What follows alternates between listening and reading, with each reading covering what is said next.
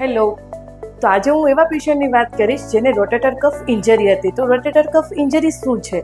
તો શોલ્ડરની અરાઉન્ડ જે આપણા મસલ્સ હોય તો એમાં ટીયર હોય તો તેના લીધે અમુક મુમેન્ટમાં તમને રિસ્ટ્રિક્ટેડ આવે. તો મારા જે પેશન્ટ હતું તેમને ક્રિકેટ રમવામાં અથવા તો એકદમ સડનલી વેઇટ લિફ્ટિંગ કરવામાં એનાથી વેઇટ છુકાઈ જતું હતું, ઉચકી નતા શકતા.